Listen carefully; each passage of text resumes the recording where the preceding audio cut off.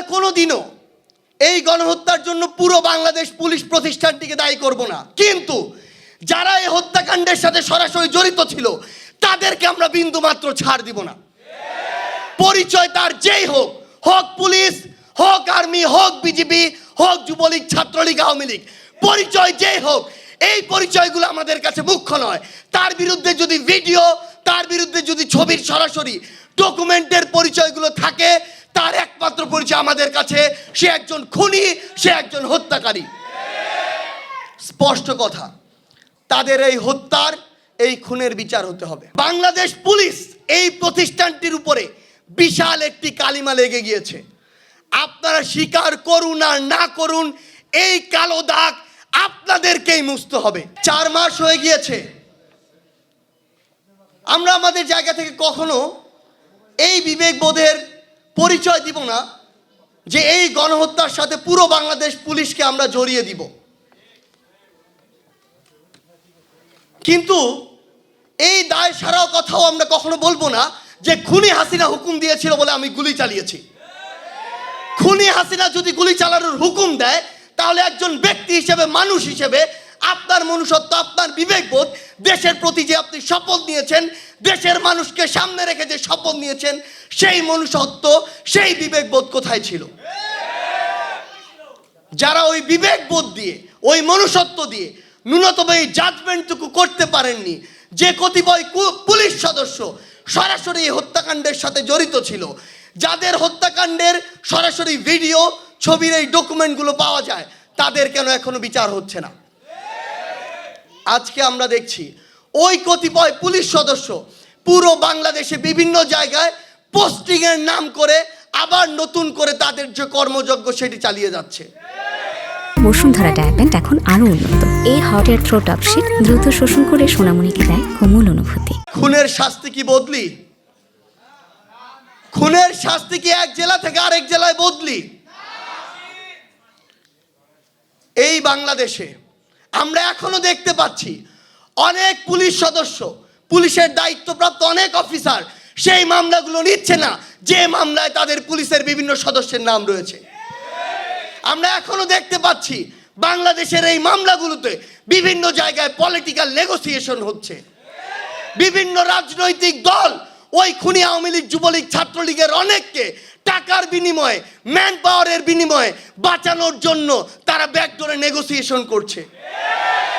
আজকে আমরা এই পুরো বাংলাদেশের বিভিন্ন জায়গায় যেই জিনিসটি দেখতে পাই, সেটি হচ্ছে এই যে মামলা বাণিজ্য, সেই মামলা বাণিজ্যের সাথে যেমন রাজনৈতিক দলের বিভিন্ন নেতাকর্মী জড়িত রয়েছে, তেমনি প্রশাসনের গুরুত্বপূর্ণ ব্যক্তিগুলোও জড়িত রয়েছে।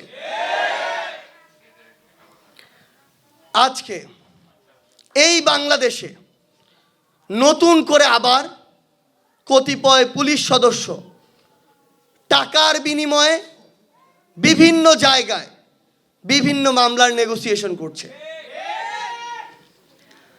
আমরা কোনোদিনও এই গণহত্যার জন্য পুরো বাংলাদেশ পুলিশ প্রতিষ্ঠানটিকে দায়ী করব না, কিন্তু যারা এই হত্যাকাণ্ডের সাথে সরাসরি জড়িত ছিল তাদেরকে আমরা বিন্দুমাত্র ছাড় দিব না।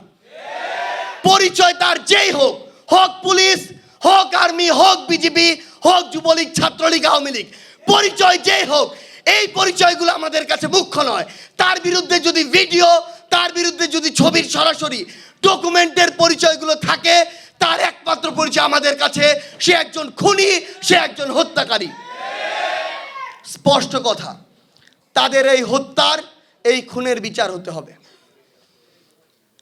একটু আগে মাহিন বলে গিয়েছে যে ওই 15ই আগস্ট 1975-এ শেখ মুজিবুর রহমান এবং তার পরিবারের হত্যার সাথে জড়িত যারা ছিল, তাদের বিচারের জন্য যদি শেখ মুজিবুর রহমানের ডেড বডি উত্তোলনের প্রয়োজন না হয়, তাহলে এই 24-এর অভ্যুত্থানে খুনি শেখ হাসিনা তার হুকুমে এই বাংলাদেশে যাদেরকে গণহত্যা ঘটিয়েছে, যাদের জীবন নিয়েছে, তাদের বিচারের জন্য কেন তাদের লাশ উত্তোলন করতে হবে? 2024-এর অভ্যুত্থানের সাথে যারা জড়িত ছিল, এই অভ্যুত্থানে যারা শহীদ হয়েছে, তাদের এই হত্যা মামলাগুলোর জন্য কারো লাশ উত্তোলন করা যাবে না।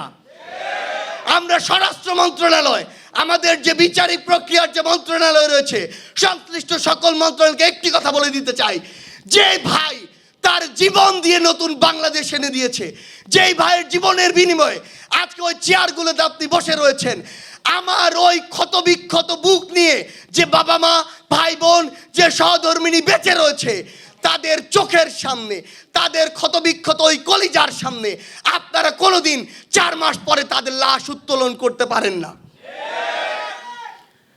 আমরা আমাদের জায়গা থেকে স্পষ্ট করে একটি কথা বলি,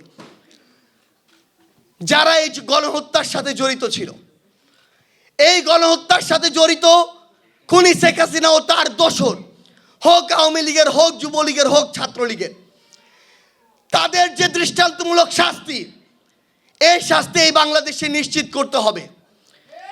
একই সাথে বাংলাদেশ পুলিশের যে সকল সদস্য এই গণহত্যার সাথে জড়িত ছিল,